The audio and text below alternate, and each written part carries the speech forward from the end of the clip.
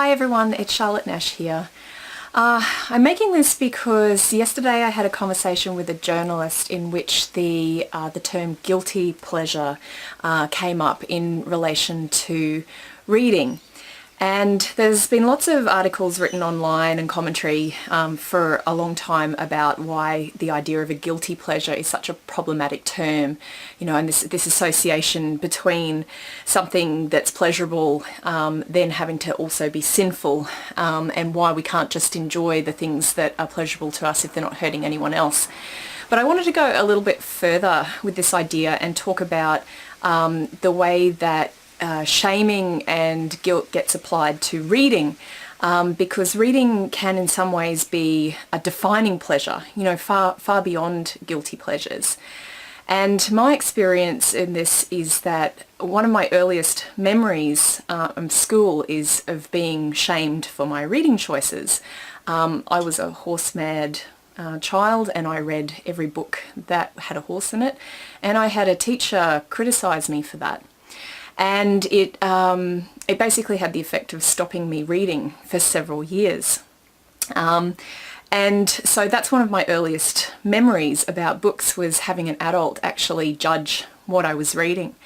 And that kind of judgment has persisted in various guises over the years, and anyone who reads romance will be familiar with this kind of judgment, but also science fiction. And even into now what I would call my scholarly life, because I am studying my PhD, I've actually been made fun of in an academic setting for the kinds of books that I have chosen to study.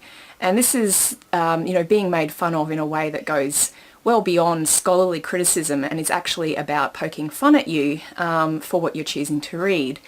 And anybody who's had this happen to them will know that it really feels like an identity assault. And that's really because it is an assault on your identity. And I wanted to make this because one of the things that what I'm studying for my PhD is the neuroscience of reading. And I got into it because I wanted to learn how to be a better writer. And I thought that if I looked at what a reader was doing in their minds when they were reading, it would help me to write more effectively. But one of the surprising things to come out of it is realizing how much the story that we create is a partnership between the reader and the text. So the story is not what's in the book. The story comes to life because of what the reader brings in to those words. And we use this immensely powerful thing called inference, where we take all of the things that we know in our memory and all of our experiences, and we pair that up with what the author has written in the text to create the story, and therefore also to create meaning. So when you start to appreciate how much that matters, how much what the reader brings to the story matters in how it is processed, you really have to sit back and think seriously about whose privilege it is that's reflected in what is judged as quality literature and literature of value. Because for a long time, particularly in academic settings, the only literature that was worthy of study was literary fiction.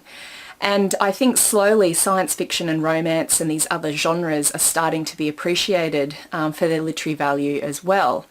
But I think that a lot of what's reflected in that prejudice against genres is simply the fact that the suite of people that were declaring these books to be of value had a limited, not limited in their own sense, but they did not have a background that might be like mine. So I came from engineering, I came from medicine, I came from very technical interest areas.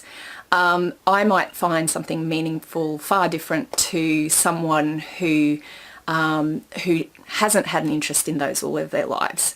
And in my childhood, I was absolutely obsessed with horses. I loved horses. I loved everything around them. So when I read a story about horses, I brought so much more into that and made a huge amount of meaning out of it than probably what my teacher could appreciate in those stories. So I think what I wanted to say is that quite often I think prejudices on books and their value comes down to a lack of understanding. You know, if somebody says that something's not worthwhile, not meaningful, but you find that it is, then that's probably just a lack of understanding on their part. They don't have the same knowledge, memory, and the same kind of self that you do. And I think that really that reflects the same way that a prejudice on anything is about a lack of understanding. But I think that we have to be really careful about this, because expressing those prejudices can have huge impacts. I mean, for a kid like me, it meant that I didn't read for several years. Who knows what it means for someone else? So I think if you are someone who likes, you have a defining pleasure with books that doesn't hurt anyone else and is outside of what's, valued, that you are embarrassed to admit that you enjoy, then I think that the time is really coming where we own those things, and we own the fact that we are maybe not doing the things that are seen as, valued, but maybe those value goalposts have to move.